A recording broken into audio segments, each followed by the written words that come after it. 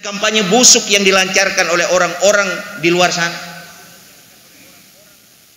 Ketahuilah saudara, bangsa Yahudi bukan penduduk asli daripada Palestina. Maka oleh karena itu sekali lagi haram hukumnya bagi kita hari ini mengakui Israel itu sebagai negara, dan ada kewajiban bagi kita menjadikan Palestina itu urusan setiap kaum muslimin. Assalamualaikum, jangan lupa like, comment, and subscribe. Bye.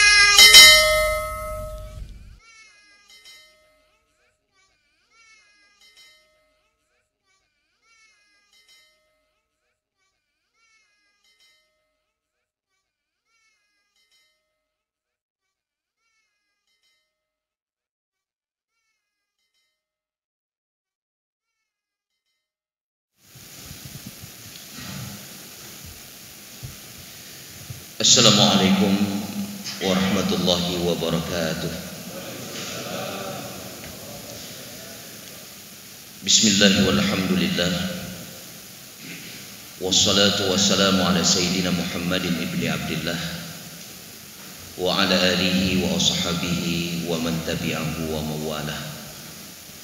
La hawla wa la quwwata illa billah. Amma ba'du, fa ya ayyuhal hadirun wal hadirat rahimakumullah.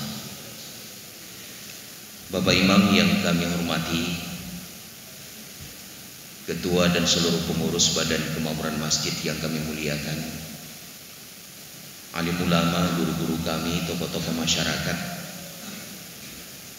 yang kami hormati, ketua, sekretaris, dan seluruh pengurus Dewan Kemakmuran Masjid Aceh, Kota Banda Aceh yang telah berhadir. Mohon maaf untuk tidak kami sebutkan satu persatu semua yang berhadir. Kita berdoa kepada Allah Subhanahu wa ta'ala agar kita mendapat rahmatnya. Amin ya rabbal alamin. Dengan mengucapkan alhamdulillahirabbil alamin, seraya kita memanjatkan puji dan syukur kita kehadirat Allah Subhanahu wa ta'ala atas limpahan rahmat dan karunia-Nya kepada kita sekalian, sehingga dengan nikmat itu kita telah dapat berhadir di rumah Allah yang mulia ini dalam rangka kita menunaikan perintahnya, melaksanakan salat subuh secara berjamaah. Senantiasa selalu kita berdoa agar seluruh rangkaian amal ibadah yang kita lakukan itu diterima Allah Subhanahu wa ta'ala. Semalam hadirin yang mulia, diceritakan ada seorang yang kaya tersohor di negeri ini bermimpi bertemu dengan dua orang malaikat. Orang kaya ini melihat dua orang malaikat ini, satu malaikat kerjanya luar biasa, satu lagi malaikat itu nampaknya dia nganggur, kalaupun ada sedikit kerjanya. Begitu penasarannya, dia datangi malaikat yang pertama. Tuan malaikat, kata orang kaya, kenapa engkau begitu sibuk? Begitu banyak kerja engkau? Malaikat itu mengatakan, saya diperintahkan oleh Allah agar saya itu mencatat semua permintaan hamba, semua permintaan hajat daripada makhluk. Maka tugas saya banyak. Manusia itu minta banyak harta, saya catat. Ada yang minta agar banyak keturunannya, saya catat. Kemudian yang minta jadi pegawai negeri, saya catat. Yang minta jadi pejabat, saya catat. Banyak sekali hamba yang minta, maka Allah perintahkan saya untuk mencatatnya. Maka sibuk saya, banyak kerjaan saya. Orang kaya ini kemudian melangkah ke malaikat yang kedua, yang nyaris tak ada kerja, nganggur dia. Tuan malaikat, saya baru dari tuan malaikat yang pertama tadi, sibuknya luar biasa. Berbeda dengan Anda pengangguran nampaknya, tak banyak kerja. Iya, saya diperintahkan Allah untuk mencatat hamba Allah yang bersyukur. Hamba Allah yang bersyukur. Ternyata tidak banyak hamba Allah yang bersyukur. Sehingga saya nganggur, tidak banyak kerja. Begitulah kenyataan kita hari ini. Macam-macam kita minta sama Allah. Minta ini, minta itu. Instan kadang-kadang diberikan Allah. Macam-macam kita mohon kepada Allah. Allah berikan seketika. Kadang-kadang diberikan melampaui daripada apa yang kita minta kepadanya. Tapi kita lupa bersyukur kepada Allah. Surah Ar-Rahman 78 ayat. Allah menegaskan 31 ayat dengan kalimat fabi ayyi ala'i rabbikuma tukadziban. Maka nikmat yang mana lagi yang kalian berdua dustakan? Nikmat yang mana lagi? Yang dimaksudkan itu manusia dan jin. Kira-kira menolak kali Allah. Hai Munawar, rangka apa kali lunjuk ke gata? Talake kerja zaman kalau lunjuk kerja. Talake keturunan lunjuk keturunan. Talake legata benar tempat tinggal walaupun jambu, kalau lunjuk tempat tinggal lun fasilitasi. Fabi ayyi ala rabbikuma tukadziban. Nikmat yang mana lagi wahai Munawar yang kamu dustakan? Kira-kira begitu penegasan Allah kepada kita. Maka leplo saja pernyataan diulang-ulang dalam surah Ar-Rahman. Menyegetanya barangkali manusia hantar berlebih lega, lebih daripadanya tak tepuk lagi. Bedoihan, tapi Allah Subhanahu wa taala 31 kali mengulang-ulangnya. Tapi kita tidak bersyukur atas nikmat Allah Subhanahu wa taala. Wa atakum min kulli ma sa'altumu wa in ta'uddu ni'matallah la tuhsuha. Allah telah memberikan apa-apa yang kita inginkan. Dan jika kamu menghitung nikmat Allah, sungguh kamu tidak mampu menghitungnya. Rasa syukur kita kepada Allah Subhanahu wa taala dengan beribadah terus menerus sepanjang hayat di kandung badan.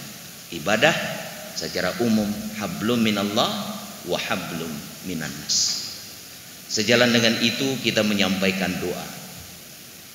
Selawat beriring dengan salam kepada junjungan alam Nabi besar Muhammad sallallahu alaihi wasallam, kepada keluarga dan sahabat beliau sekalian. Allahumma salli ala Sayyidina Muhammad wa ala ali Sayyidina Muhammad.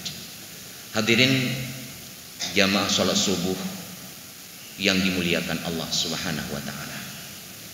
Tema pembicaraan kita sama seperti tema yang saya sampaikan kemarin di Masjid Hidayatul Islam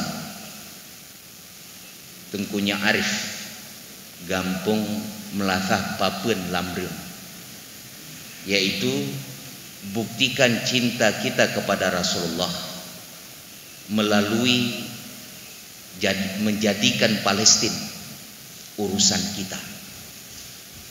Kenapa tema ini menarik untuk kita kaji? Propaganda jahat, kampanye busuk dilancarkan hari ini, seolah-olah Palestina itu bukan urusan kita sebagai kaum muslimin.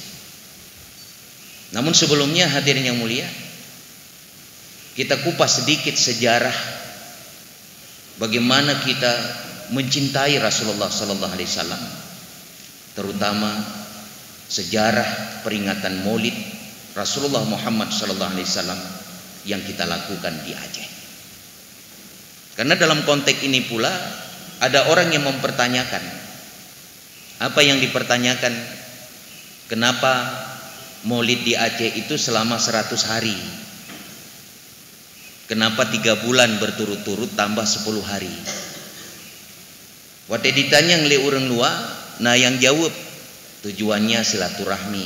Itu alasan normatif agama gepernu oleh Rasulullah. Tapi kenapa harus 3 bulan berturut-turut sampai 100 hari? Di tempat lain, di negara yang lain, di wilayah yang lain juga menjalankan dan melaksanakan hal yang sama. Alasannya normatif silaturahmi. Satu kampung dengan kampung, pribadi dengan pribadi. Itu pesan yang disampaikan oleh Rasulullah, yaitu normatif agama silaturahmi. Tapi di Aceh itu punya landasan sejarah, ada alasan historis. Sultan Ali Mogayasha, beliau adalah sultan pertama kerajaan Nangro, Bandar Aceh Darussalam. Gepedang Nangronyo oleh Sultan Ali Mogayasha tepat pada tanggal 12 Rabiul Awal, hari kelahiran Nabi Muhammad sallallahu alaihi wasallam, tahun 600 Hijriah. Ngan Masehi 20 Juli tahun 1507. Ketika beliau mendirikan negara ini, beliau menyampaikan wasiat, dan wasiat itu untayan daripada nasihat beliau yang beliau bingkai di dalam pohon kerajaan Aceh. Yang isi di dalamnya itu adalah wasiat-wasiat beliau yang ditujukan kepada seluruh rakyat Aceh, tidak hanya rakyat pada masa itu, juga rakyat atau masyarakat Aceh saat ini. Ada kewajiban yang disampaikan oleh beliau. Wasiat itu 21 jumlah dari wasiat yang disampaikannya. Dari 21 itu ada beberapa yang sangat penting. Yang pertama yang disampaikan oleh beliau, agar rakyat Aceh itu membawa senjata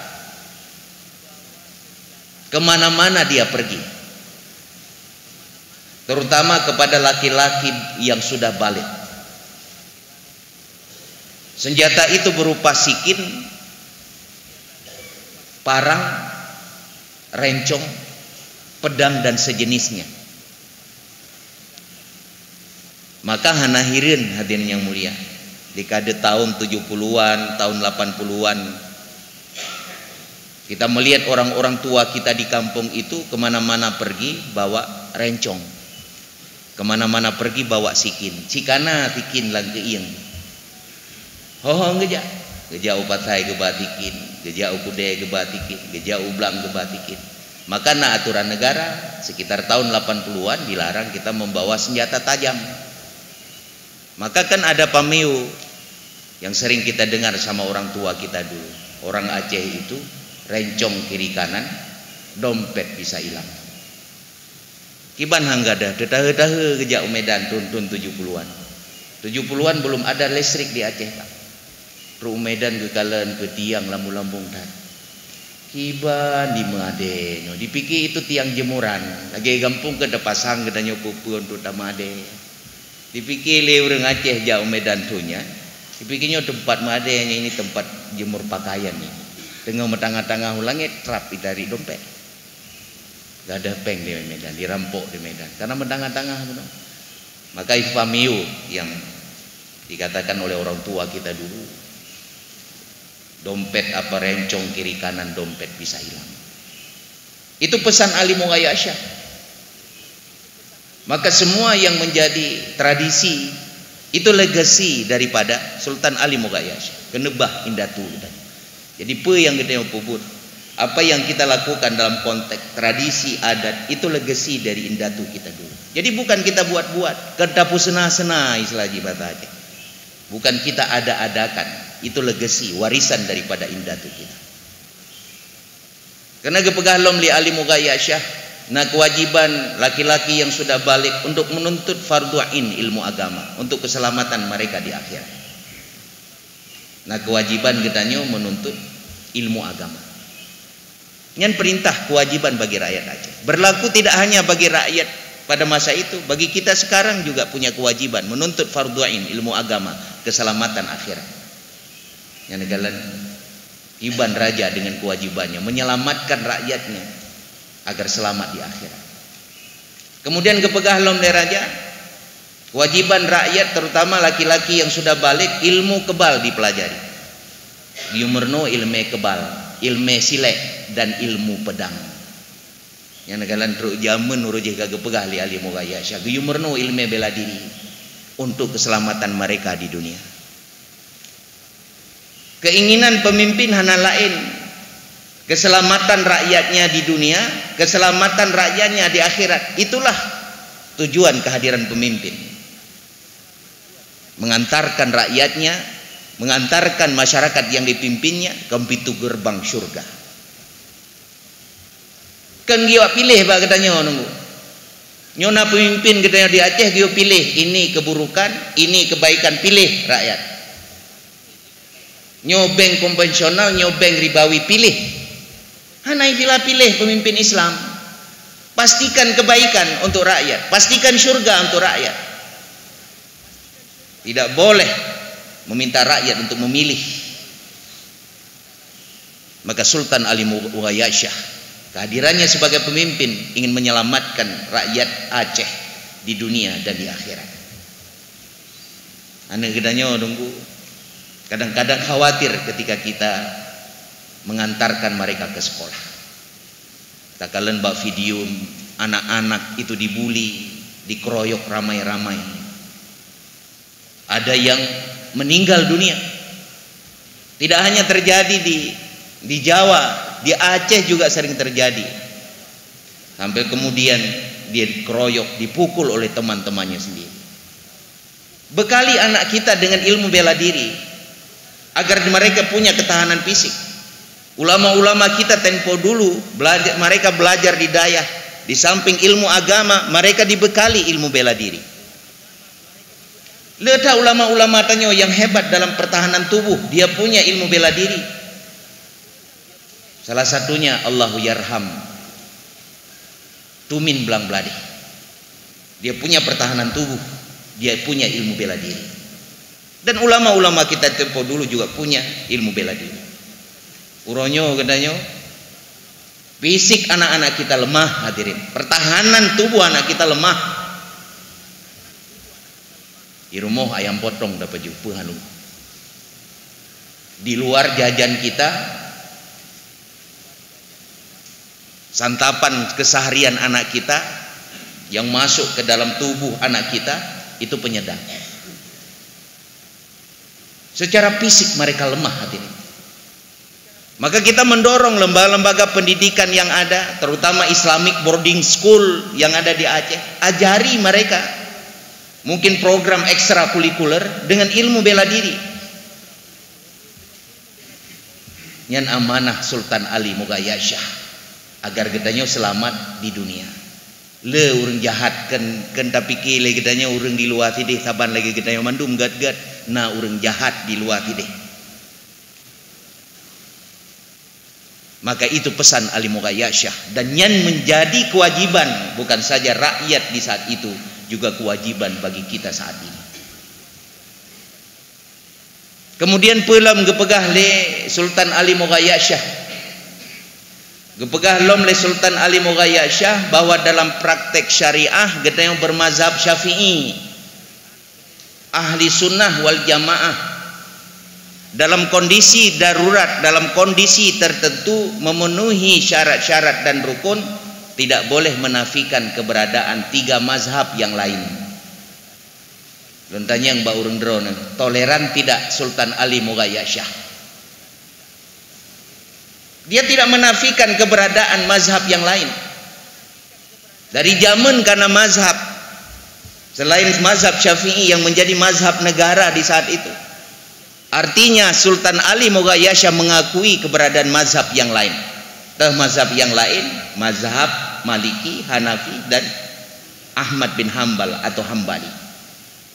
Orangnya semangatnya ke hadirnya mulia lahir kanun 8 Tun 2014 tentang pokok-pokok syariat Islam. Dalam satu pasal dari kanun itu disebutkan kita bermazhab Syafi'i ahli sunnah wal jamaah tidak menafikan keberadaan 3 mazhab yang lain dalam koridor ahli sunnah wal jamaah. Yang kalian semangat luar biasa dari Ali Moghayyasah, Sultan pertama Kerajaan Bandar Aceh Darussalam. Begitu toleran beliau sebagai sultan. Maka di Aceh hari ini beda mengkaru-karu dengan perkara mazhab, beda mengaru-ngaru dengan masalah perbedaan-perbedaan. Karena by design diskenariokan agar orang Acehnya karu dalam konteks agama. Politik selesai, mereka mencari celah lain untuk memporak-porandakan kekuatan umat Islam. Dibentur-benturkan antara satu kelompok dengan kelompok yang lain. Dituduh Wahabi macam bikin kegenanya. Dituduh je. Menyeka di label Wahabi kita nyan kajut cok tilop di Aceh. Kadi label Wahabi hanaruh li laju katanya ulam jamaah. Ilun sempat dituduh Wahabi macam-macam. Luo gampung dipegah Wahabi. Bertempat sentralnya lunjak tenanjak berdakwah. Lun yu fasilitasi basiroro.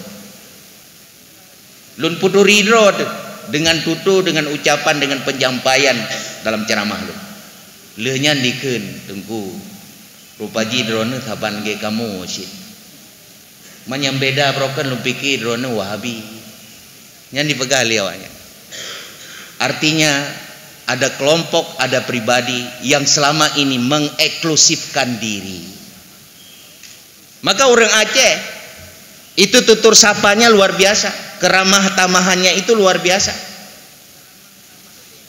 Maka kenali seseorang itu sebelum kita mengambil kesimpulan dengan berkomunikasi dengan dia. Katanya wahana tak tuduh ju macam-macam, tak turitan dah pegah ciknya ji Wahabi, ciknya ji macam-macam dah pegah.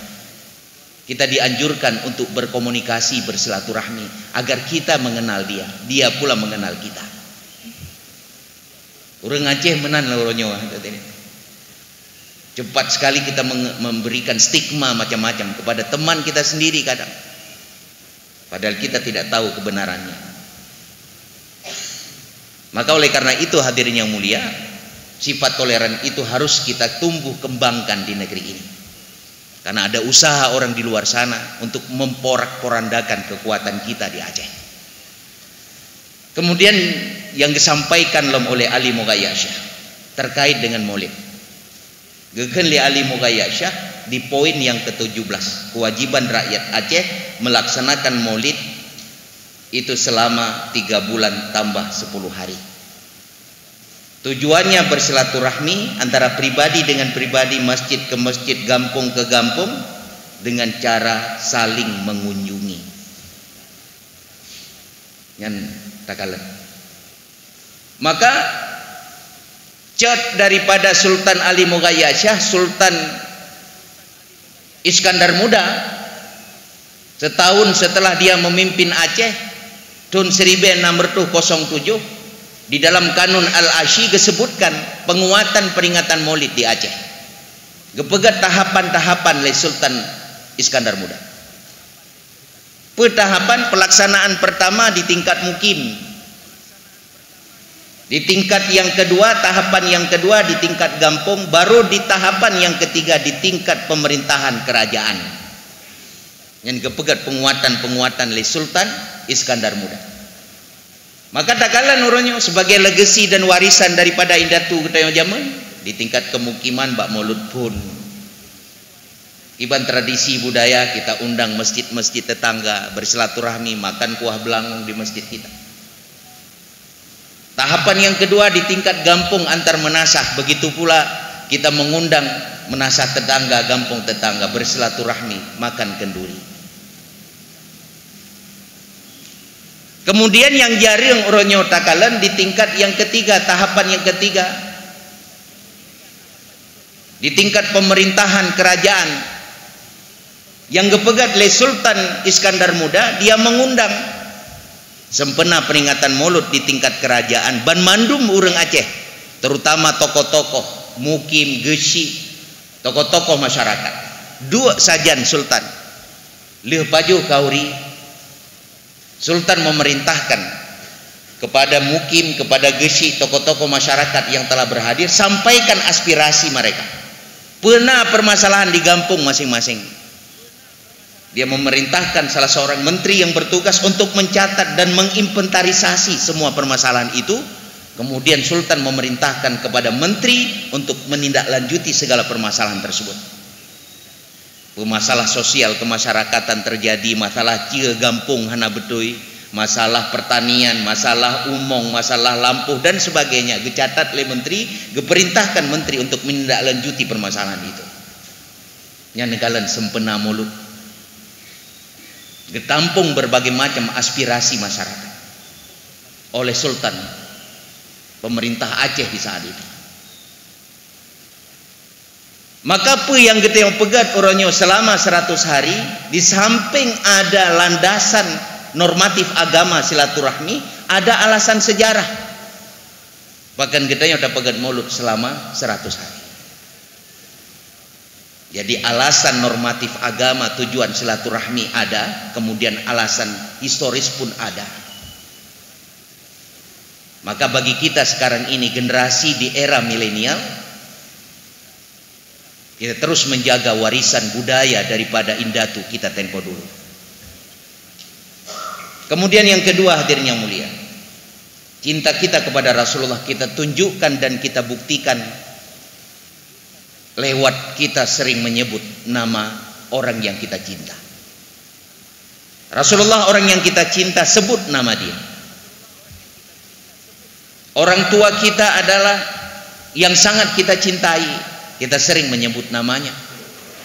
Anak keluarga kita, mereka yang kita cintai, kita sering menyebut anak keluarga, anak istri kita. Kemana saya kita pergi, dimanapun kita berada.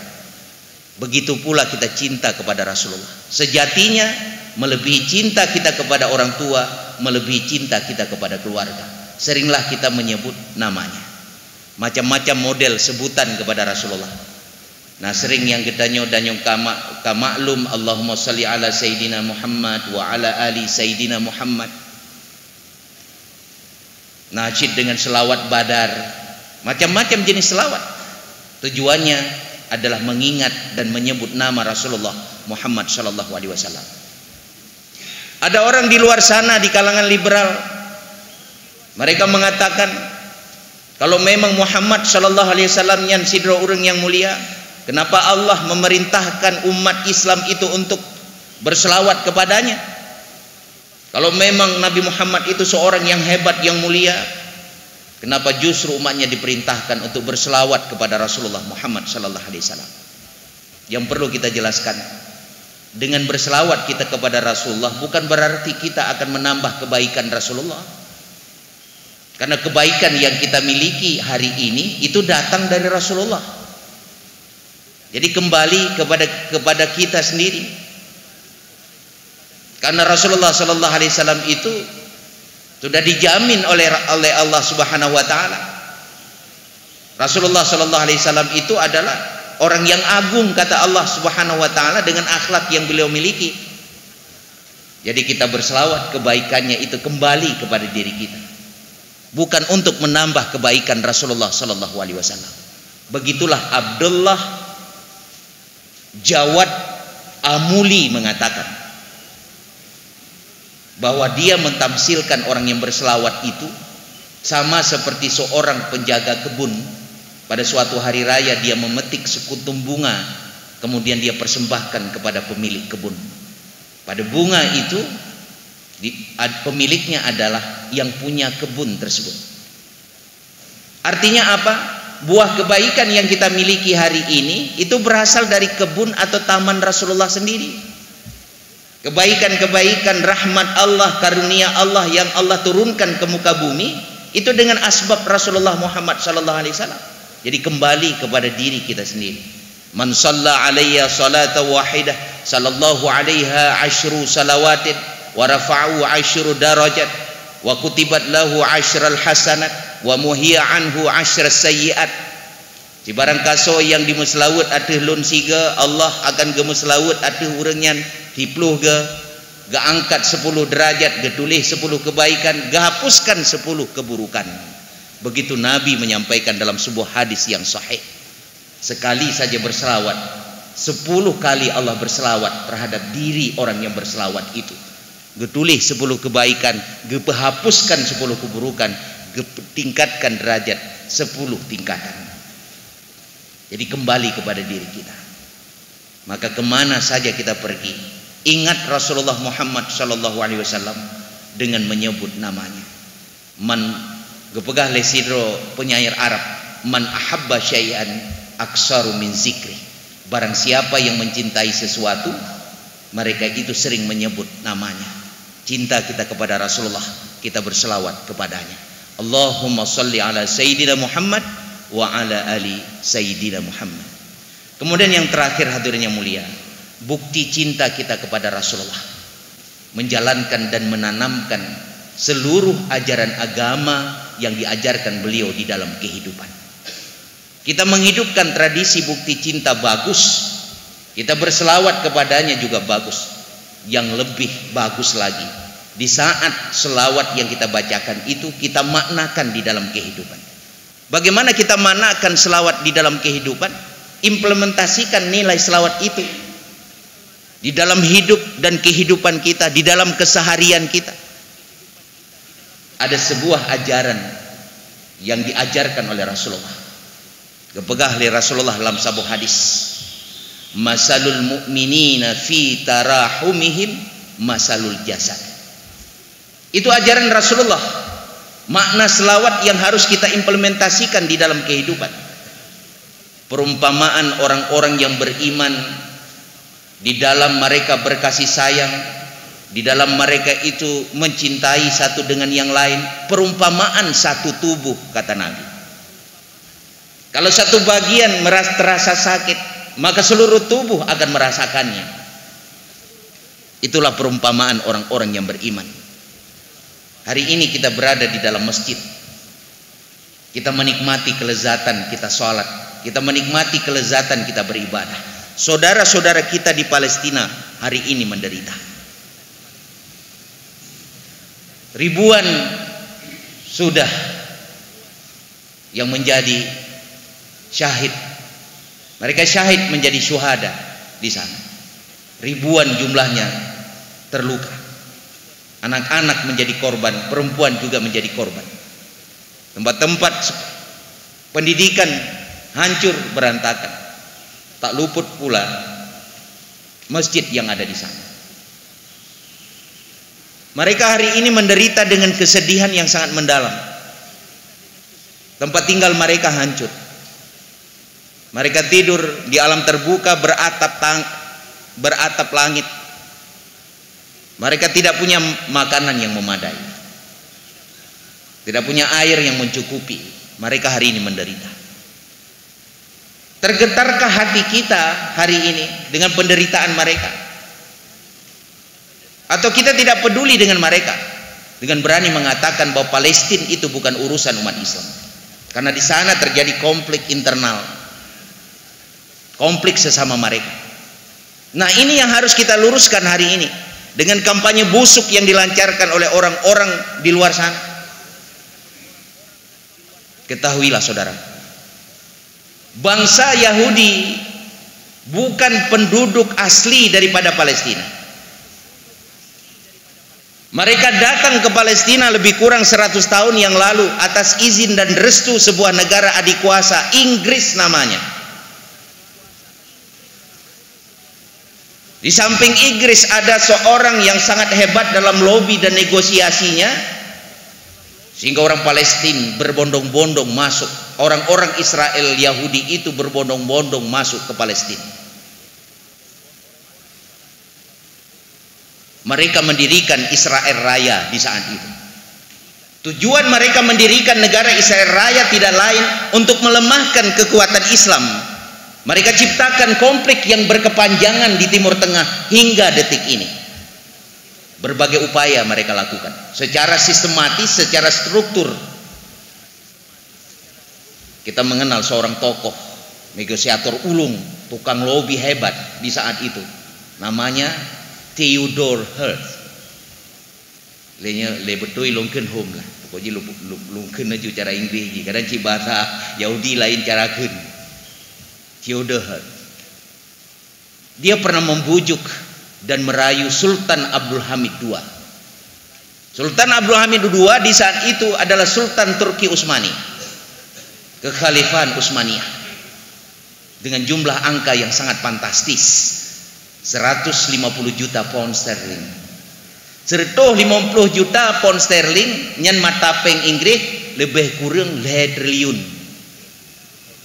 Man padu peng 2 triliun hana ada dulu mengenai hana pernah dagalan 3 triliun. Dibujuk Sultan agar mau melepaskan tanah Palestina diberikan kepada mereka. Pegekeun le Sultan Abdul Hamid II dan itu tercatat dengan tinta emas dalam sejarah Islam. Sultan mengatakan, tak sejengkal pun tanah Palestina ini aku serahkan kepada kalian. Tak sejengkal pun katanya. Karena tanah ini bukan milikku, bukan kepunyaanku, tapi tanah Palestina ini milik kaum muslimin. Nyan ucapan Sultan Abdul Hamid II, Sultan Turki Utsmani yang terakhir di saat itu. Apa yang dilakukan oleh Yahudi dan Inggris di saat itu? Mereka melakukan konspirasi, mereka melakukan propaganda sehingga meruntuhkan Turki Utsmani di tahun 1954 di saat itu. Hancur. Hancur kekhilafan Islam. Maka baru di saat itu berbondong-bondong mereka masuk ke Palestina dengan melakukan genosida, pembunuhan terhadap anak, perempuan, semua orang dibunuh oleh mereka. Maka 15 Mei tahun 1948 tegaklah negara Israel di saat itu. Maka pertanyaan kita kemudian hadirin yang mulia, apakah Palestina itu urusan mereka sendiri atau menjadi urusan kita sebagai kaum muslimin hari ini? Nyata peterang lom fakta sejarah. Ketika Palestina atau Yerusalem itu ditaklukkan oleh pasukan muslim, khalifah muslim di saat itu adalah Umar bin Khattab tahun 637 Hijriah. Terikat perjanjian dengan orang Nasrani, karena sebelumnya memang orang Nasrani pernah menduduki Palestina. Dalam perjanjian itu disebutkan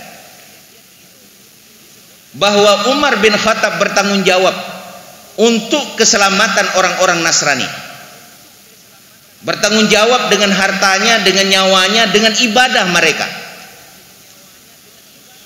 Itu pertanggungjawaban atau pernyataan Umar bin Khattab dalam perjanjian itu. Kemudian uskup mereka meminta kepada Umar bin Khattab. Uskupnya bernama Sofnius, uskup agung mereka di saat itu. Dia meminta kepada Umar, wahai khalifah pemimpin Islam, jangan benarkan orang-orang Yahudi itu, orang Israel itu yang sekarang orang Yahudi itu tinggal di bumi ini. Jangankan mereka bertempat tinggal, lewat saja dari jalan Palestina itu jangan benarkan. Permintaan itu dipenuhi oleh Umar bin Khattab. Jangankan mereka tinggal, lewat saja melalui jalan di bumi Palestina itu tidak dibenarkan. Itu fakta sejarah hadirin yang mulia. Fakta sejarah itu membuat kita haram hukumnya mengakui negara Israel Raya hari ini. Haram hukumnya bagi kita mengakui negara di Palestina, negara Israel itu. Dan yang kedua, haram hukumnya bagi kita menerima solusi dua negara yang diusulkan oleh PBB dan negara-negara barat.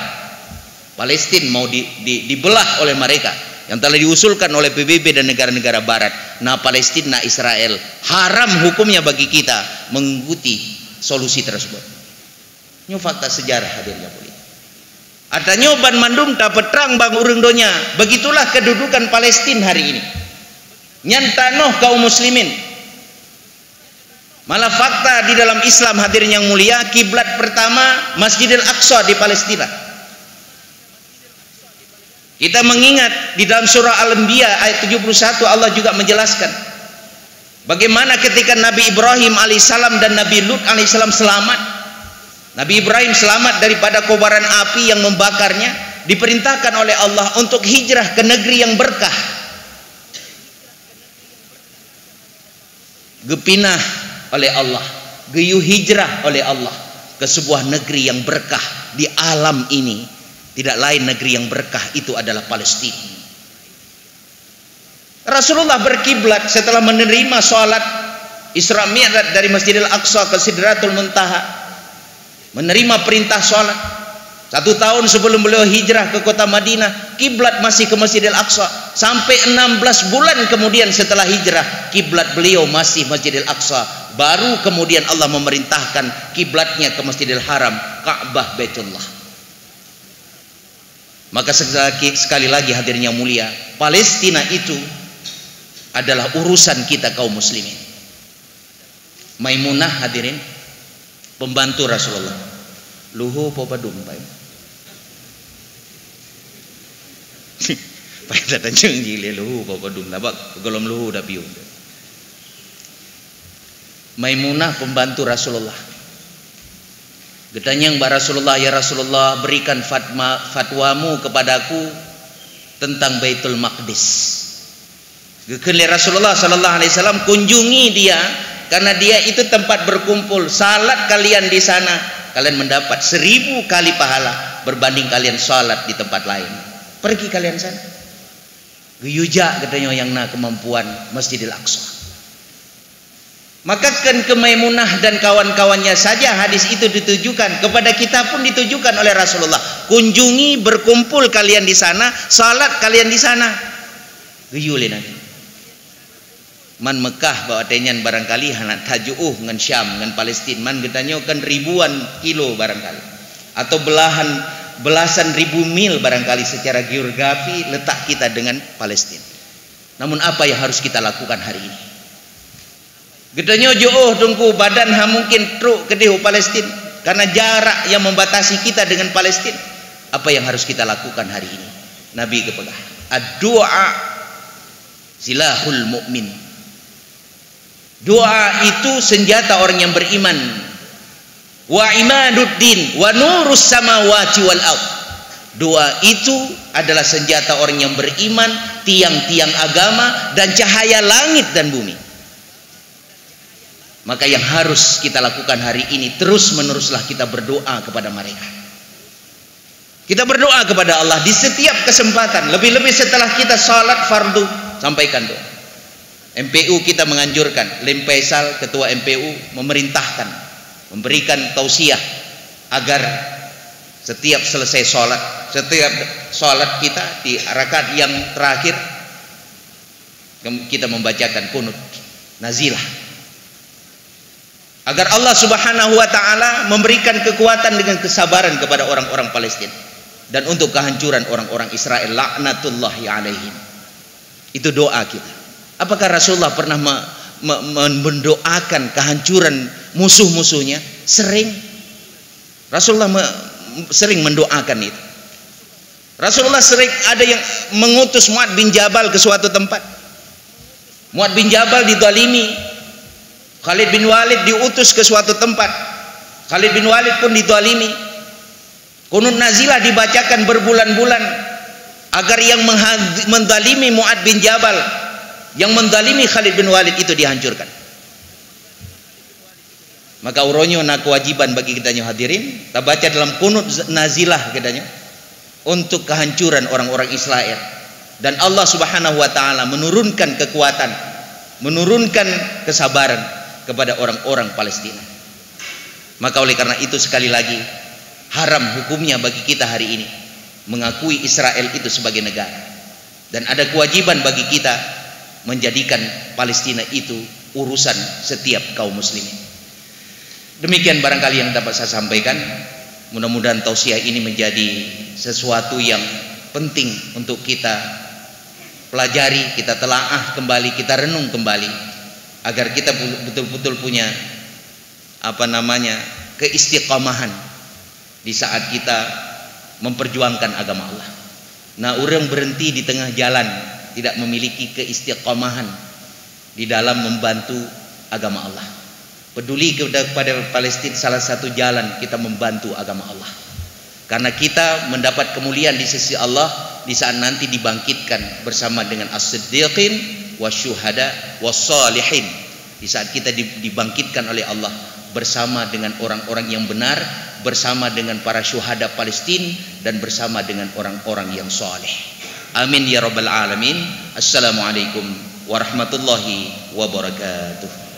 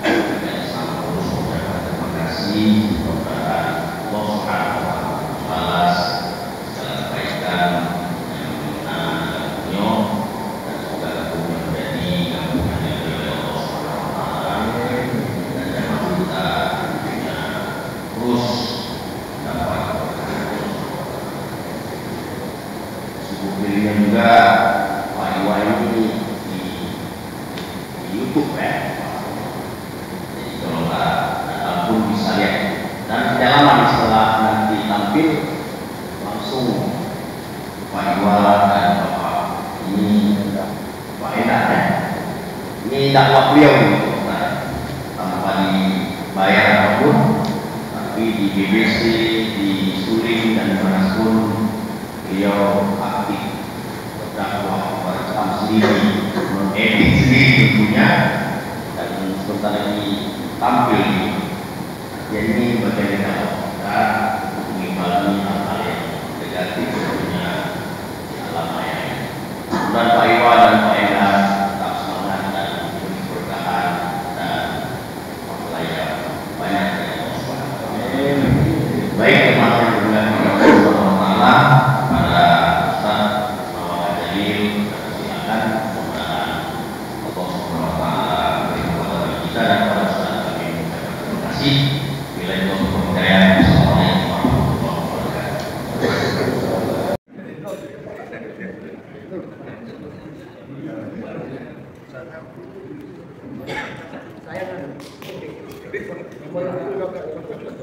Satu, dua.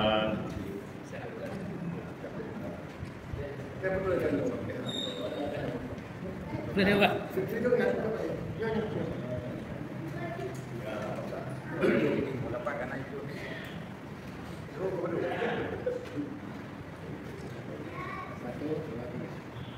tiga.